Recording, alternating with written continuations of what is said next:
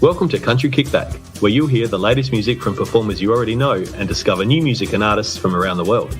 If you have an artist you'd like us to chat with, reach out to the team at countrykickback.com, or you can watch our live videos and more by following us on social media and YouTube. Here is your host, Danni Shaw, with the latest from Country Kickback.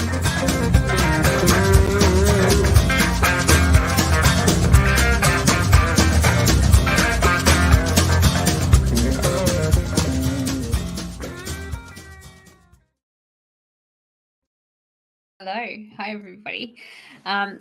First show for the week. We had two scheduled last night and nothing would work. We just had one of those nights. So I hope you guys had a lovely Wednesday, and don't let me forget that tomorrow's Friday, because I'm now going to think I have to go to work for an extra day because it seems like it's our first show and it's on a Wednesday when it's not. Let me know what you guys have got on this weekend. If you're going out to see any shows or any music or any new music that you're listening to, pop it in the comments. Let us know what you've been doing. And we're going to welcome Sam and Sam into the room. Once they're sitting, they've got a great setup for us. Hi. G'day. Hey. Welcome. We got there. We got it to work. Yeah, thanks for having us. Thank you for coming on. It was really exciting because when I listened to your music, I was like, oh, I know this song and I know this song, and it was just really exciting to get us to have you on. So thank you. But cheers. No worries. I know you said you watched a couple of our shows. You might sort of have noticed we do have a bit of a tradition for people that have first come on. We like to sort of get a bit of your backstory on how you guys come together and how music sort of became what you were doing. I'll let you guys. It's a bit of a funny origin story. Yeah, it is. I was playing music pretty young, and Sam was maybe a little bit later. Yeah. And then I remember I noticed Sam knew all these songs, and I was like, oh, Sam. One day we're in his lounge room in Shepparton when we were about 16. Yeah. I was like, hey, Sam, do you want to start a band? And I think he looked up from what he was doing and was like, nah. And I was like, oh, so I went away and learned all these songs off by heart. And I was like, oh, Sam, play K-Sam, play Summer of 69, play It's My Life. And I learned them all word for word. And then I think he was like, oh, yeah, maybe I'll give him a chance. I was a bit impressed. And so I was like, maybe we will do one of those gigs that we keep talking about. Yeah. Why not? The rest is history. Yeah, we did our first gig at Flanagan's in Shepparton when we were 17. And all our friends and family came down. And, yeah, really from there, we haven't stopped gigging. So about 20 years now, 21 years. Wow. And there's no chance of it stopping. You've had everything thrown at you over COVID to try and stop you, and you kept going. Nothing's going to get in your way by the sound of it. Yeah, well, I mean, we've tried to do little other things throughout our life. I worked on some tech projects at one stage. Yeah. Sam toured with professional musicals, but we always seem to come back to music. So I think this is our calling. Yeah, absolutely. So we decided about 5 years ago to really take it seriously. Set up a business, just quit our other jobs and just go full-time music and writing our own stuff, which was kind of new for us. Well, yeah, I was going to ask you, did you both sort of, previous to learning those songs, had you written anything? Is that sort of something that you just worked your way into as you did more shows? I had earlier. I had played in a band when I was younger in high school where we recorded an album just as I was leaving high school. And not really a lot of creative music creation since then. And it's been always like this itch that we wanted to scratch, but just didn't seem to have the right moment for it to come. And what it would have been pandemic that really kind of pushed us. Yeah. You know, we had the idea a couple of years before that and started acquiring camera gear and stuff so we could produce really nice videos and things. But it was really the pandemic that forced us. It was like, you've got time now, you should spend it wisely. Yeah. And I do understand that because we'd started Country Kickback just before the pandemic, so probably 12 months before. But during the pandemic was when I sort of started to go, oh, I do need to spend money on a proper camera, don't I? Or I do need to make that look a bit better and sound a bit better. It cost us money. How many people can say it cost them money? It cost us. It does. Yeah. Especially to get good gear. It's not cheap at all. And it does make such a big difference too. So it's once you hear something good, it's you can't go back. I know. And, and I always used to watch, you guys have sort of grown up in music and watching the people load their things onto the plane and how rough they are. And I used to think, oh, that's so awful. They threw that guitar on. Now I'm the one, like the anxious mother at the window going, don't you throw that. You don't know how much is in that. Oh. Yeah, there's a baby on board. That's right. Oh dear, Yeah. It was terrible my first trip after the pandemic. I thought, oh my God, this is not good. I'm going to have to drive everywhere. But I live in Tassie and it's a bit hard to do that. Yeah. Oh dear. Now tell us a little bit about, because it has been about 6 months since you've released your album. Tell us a little bit about this and how it all come together.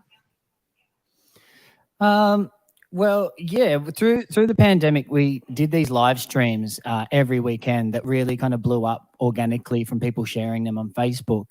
And we'd written like maybe 1 or 2 songs. I think that was it, coming into the crazy pandemic. And then our fan base kind of really grew, and they said, we want to hear more originals. We want to hear more originals. So we just kind of what's the word?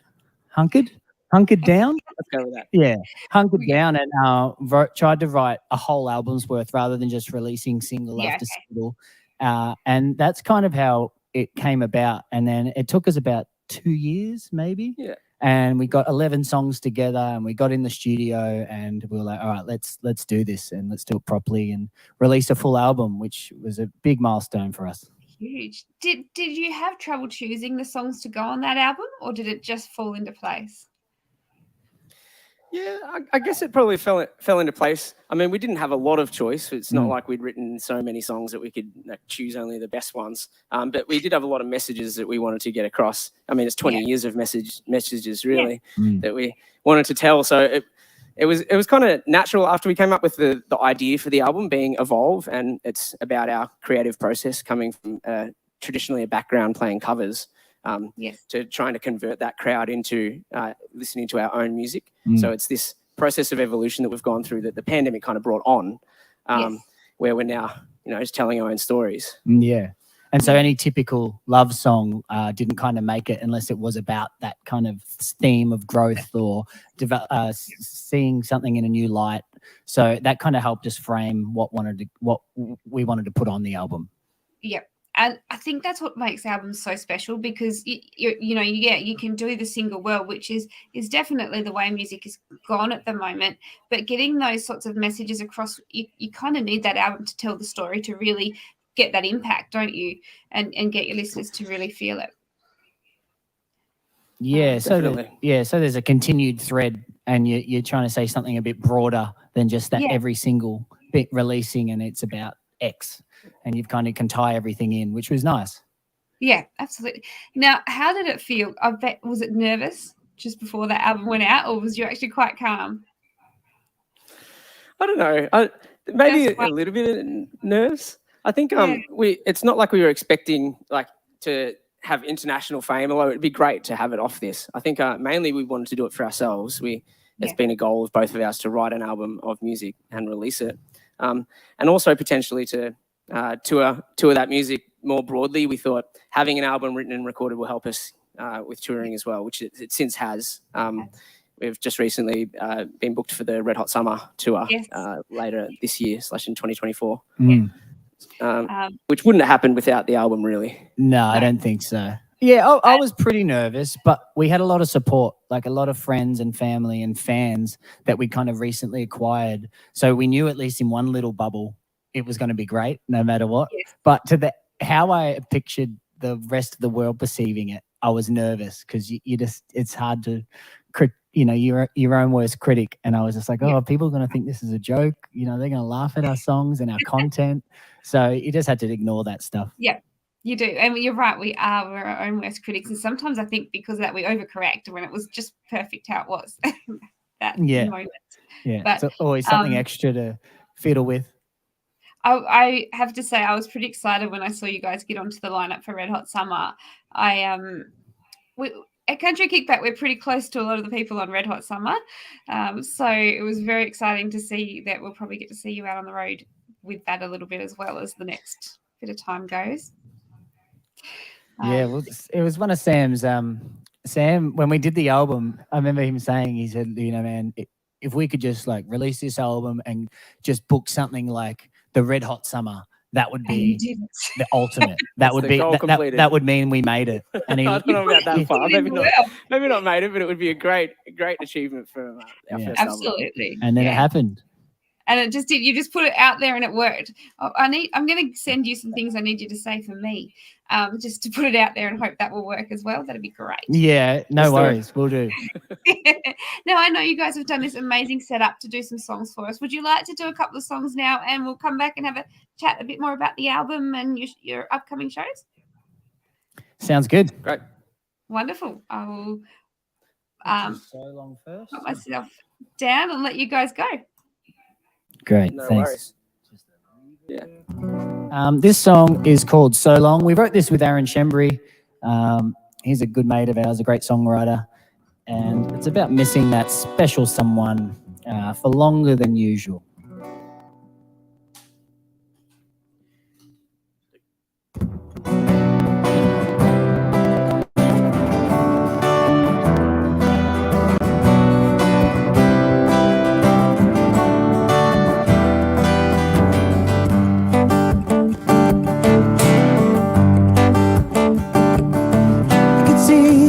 Walking around the place, kicking the dust like a little lost boy. You could tell I'm missing you. And if you squeeze me, baby, and take my hand, then I know that I must be dreaming, dreaming, dreaming, dreaming about you. I'm trying not to fall, but it's so hard missing my baby doll. It's been so long, yeah, yeah.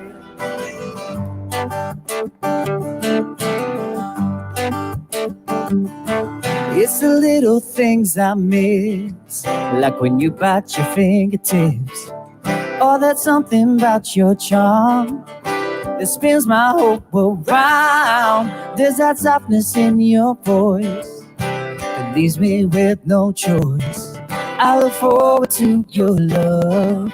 You're the only one I'm thinking of. It's been so long, yeah, yeah. It's been so long since I've been waiting here for you.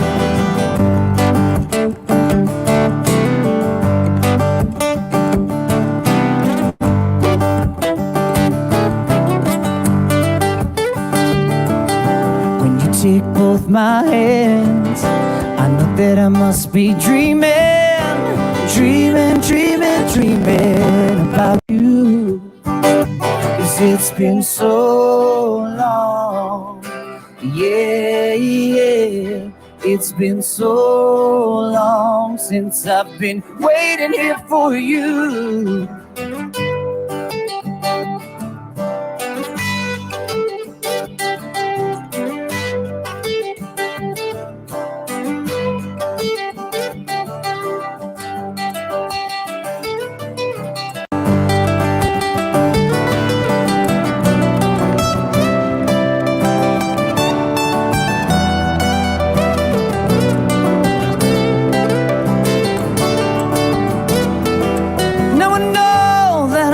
Be dreaming,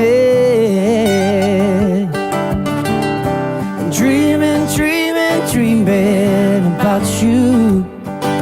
'Cause it's been so long, yeah, yeah. It's been so long since I've been waiting here for you. It's been so long, yeah, yeah.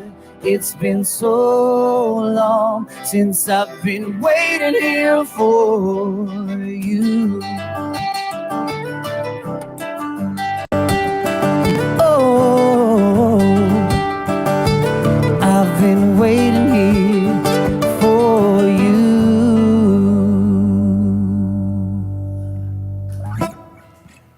So long. So long. What do you want to do now? Well, maybe a bit of sandcastles. Yeah, we could do the single. Yeah, this is our single. Check it out. Got a film clip, all that stuff. We were buried ourselves up to our heads in sand, so it's worth the watch.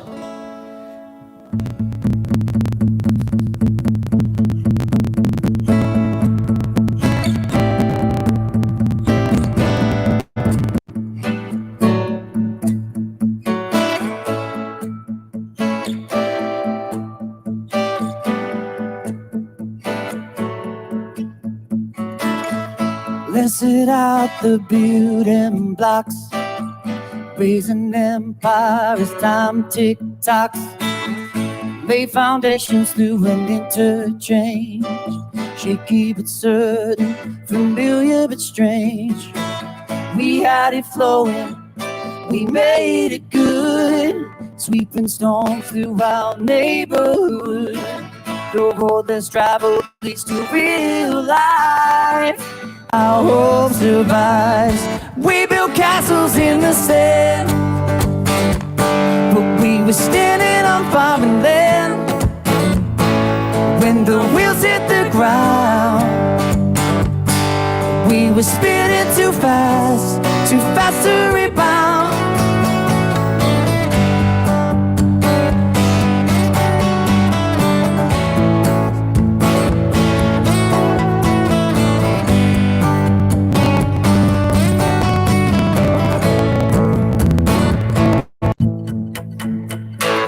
Tempted by choices that we must resist, a bittersweet symphony exists, yeah. No matter the scars behind the pain, we'll absorb the rain. We built castles in the sand, we were standing on farming land.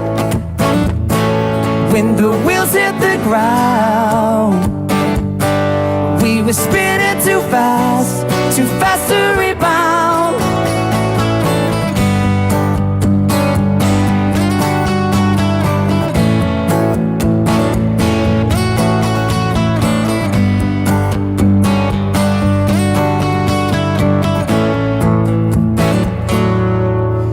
It's magnificent, it has its flaws. I watched it break through all the doors. I hope we can still believe in sandcastles. For when we are old, they'll be made out of stone. We built castles in the sand, but we were standing on farming land. When the wheels hit the ground, we were spinning too fast to rebound. Now we built castles in the sand, but we were standing on farming land. When the wheels hit the ground, we were spinning too fast to rebound.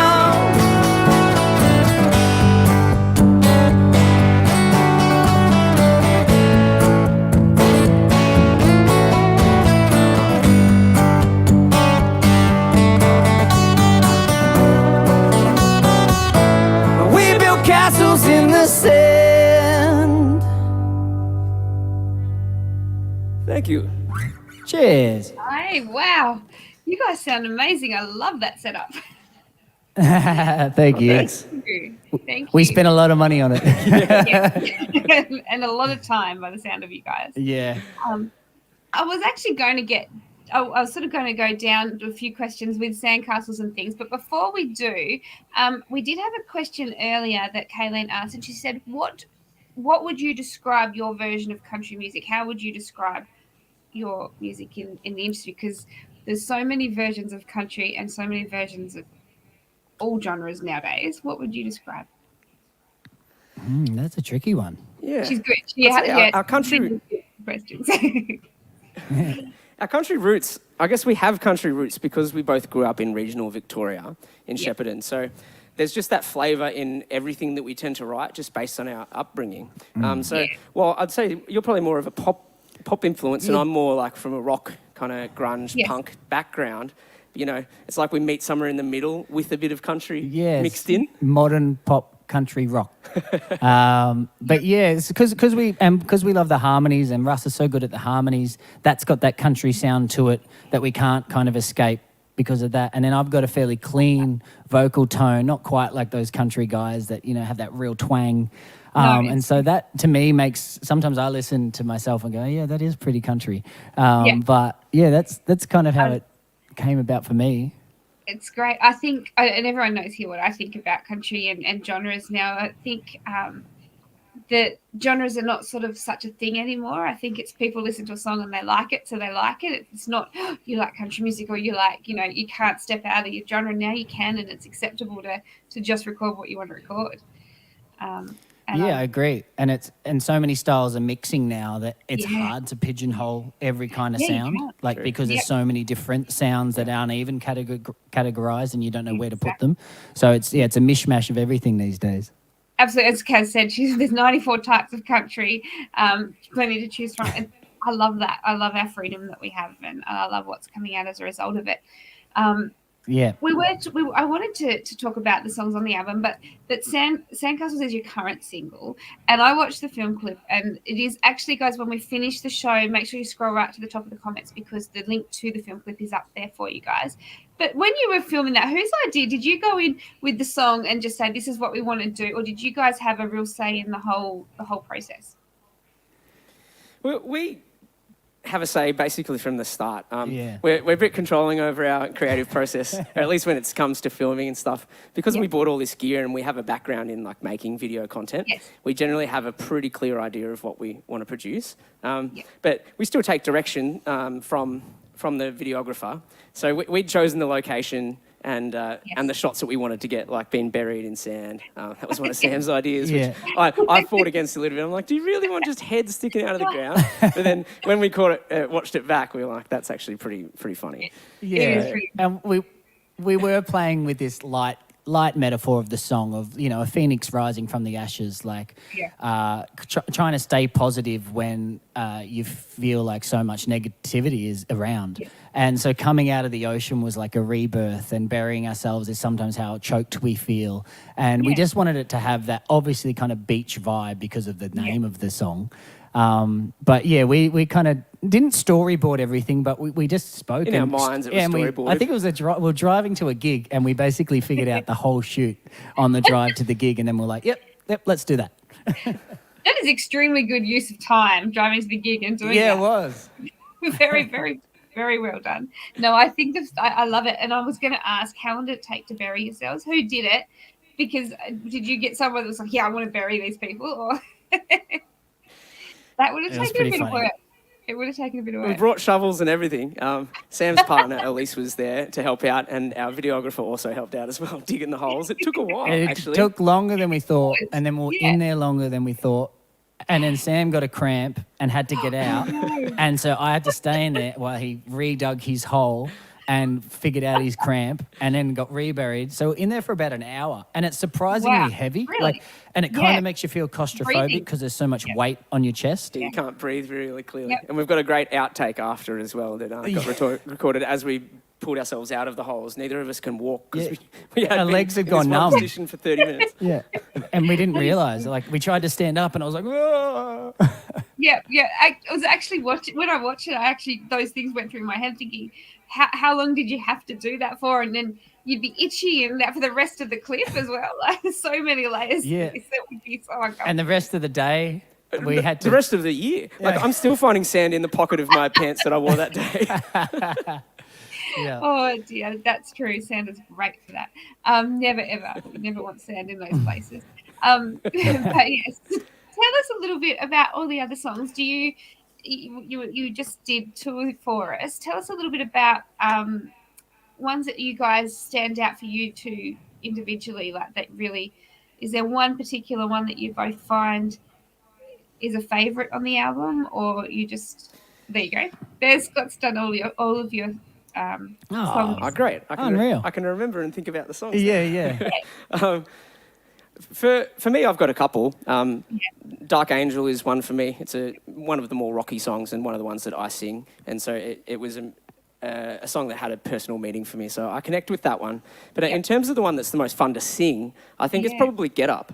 It's because like for this album, we were getting a lot of old ideas out of stories we wanted to tell, but it wasn't necessarily the style that we want to bring forward playing live gigs. And so we only really touched on that at the end of the songwriting process, I think, where we wrote the song Get Up, which is a high energy, how we see ourselves on stage, really, is what high energy act that you want to play anthems that get the crowd dancing. Yes, absolutely.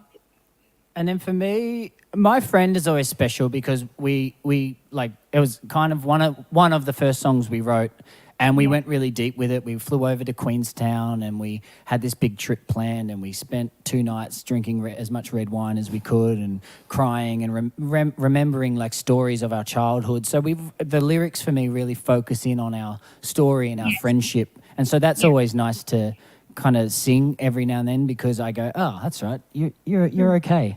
I am. And then what else is it? I love singing White Light, but it's probably Get Up. Get Up or The River. They're just like fun. I like the more fun, easygoing songs.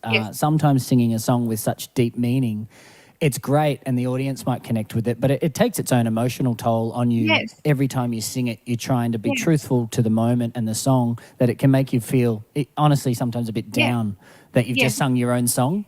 Yeah. Absolutely. And especially given that, they're your lyrics, so the emotion that you've written it about, like every time would be coming back to your mind, I imagine, and then other people's stories. Do you find as a result of those, especially the emotional songs, do people connect with you and give their stories as to what it makes them think of? A little bit? A little bit. I think the overwhelming story we get when people do come up to us who have connected with our music is to do with the pandemic. We always get this message, thank you so much for what you did through the pandemic. You got us through the weekends. And that we've heard that so many times that it's like you want to still be like, oh, that's so nice, thank you. But it was so frequent that I think that might have like clouded specific things that they want to say about the songs. It's more the general emotion that we gave them that they talk about. And then our diehards or our Patreon members are great because they're like, what do you actually say there? Like before we had the lyric book and stuff, they wanted to know word for word what we meant. Why did you say that? Like, is this what you're saying there? And it's funny how what other people hear, I think it's clear as day. And they're like, are you saying this there? And I was like, no, not even close. But often, even with those alternate meanings, you can look at them and you go, oh, actually, that does totally make sense. It's not what I meant, but like you could totally interpret the song that way. Yeah. And I love that. I love that about music because it does. You can do all that sort of thing. But quite often I find I sing to songs, in the car on the drive, and the artists do often get the words wrong. But that's what happens. It's just how it goes. But yes, it is. Actually, you just touched on Patreons, and I wanted to have a chat to you about that. Can people still do that? And how do we do that if we want to join and be part of that group?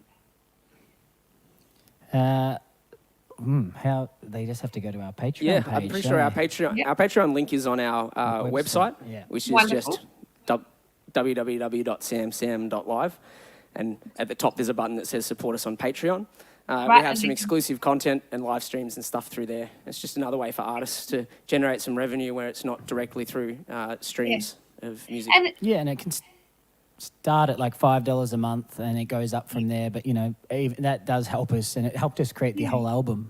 It paid for the album. We ended up doing a private show for all of our members and giving them all a signed copy of the album after it was released, because basically it wouldn't have happened without that money. Yeah. I was actually going to say, how I don't think we can really explain enough how important those really hardcore fans are in the industry and to artists, whether it be individual groups. That hardcore support can make the difference between you doing this and releasing more music. And I don't think we can understand as much how urgent it is that people do help with that sort of thing. So true. It gives us the freedom to be creative and write more songs, because we're not constantly hustling for cover gigs or for other work on the side, to be able to then put that money into our creative work. Absolutely. Kaz has just put a comment on. She has her own business. She does reviews of albums and singles and things new as they come out. And she's just made a point, which is actually really good. She said that when she does the reviews, that the one thing that she's really frightened about is getting it right and reviewing it on the correct words, not the words that you think you hear. that's actually, I have never really thought of it like that. It's another level to it again. Yep. Yeah. Very true. What is the best place? I'm sorry, I know we've been talking for a while. What is the best place for us to watch you guys other than Patreon? Is Facebook? Is there a certain area that you guys are more active? So, Facebook's probably our most active. That's where the majority of our followers are, so we keep active there. We also have a YouTube channel. If you just search YouTube for Sam and Sam, you'll find a lot of content. We have hundreds of videos there as well. We have lesser followings on TikTok and other platforms, but probably Facebook and YouTube. Facebook is the best place to keep an eye, and Patreon if people are interested in doing that as well.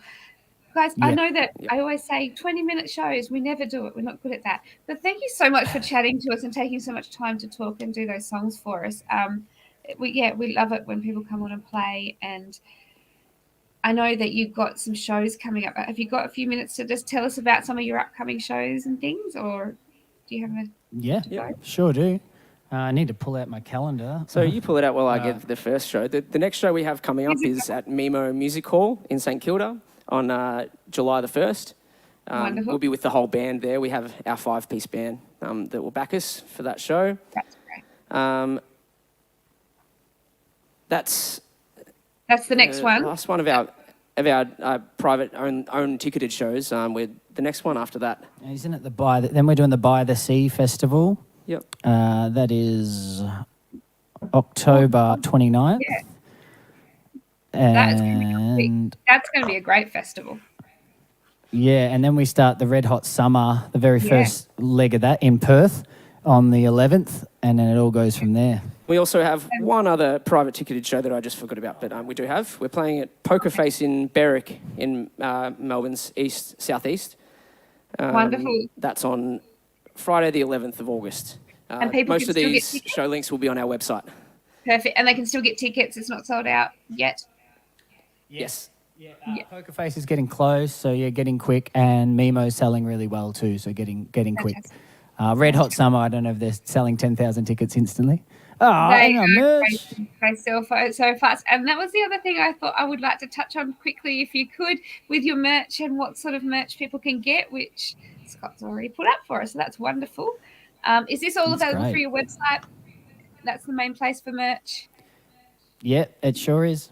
Yep. Wonderful. I love the beanies. The shop button.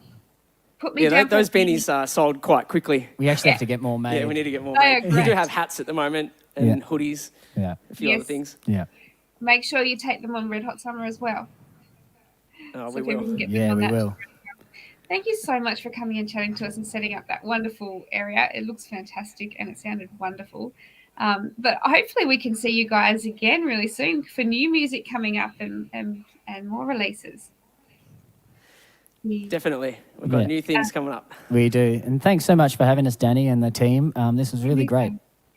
Anytime. We'll have you back anytime. We promise we're not too scary most of the time. And Ryan said to you guys to have a great weekend. Great. Thanks very much. Thank you, everybody, for joining us tonight. We did have one more. I know there's a few of you that are looking forward to having Lynn on the show tonight, but Lynn's actually not well, and she can't do a song for us or talk because she's not well. So we're going to reschedule that one. I'll let you know as soon as we confirm the dates. I'll pop it up on the page. But have a look. We've got a lot of shows coming up in the next few weeks, and some of them aren't on our normal nights. Some of them we've had to move around because they're international or different things like that. So just keep an eye on the page and click interested, and it will give you a reminder before we go live so you know when it's coming. But thank you to both of you guys. It's been wonderful having you, and we'll see everybody next week. Thanks.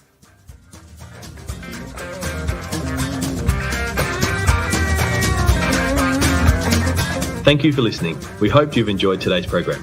See you next time with the latest with Country Kickback.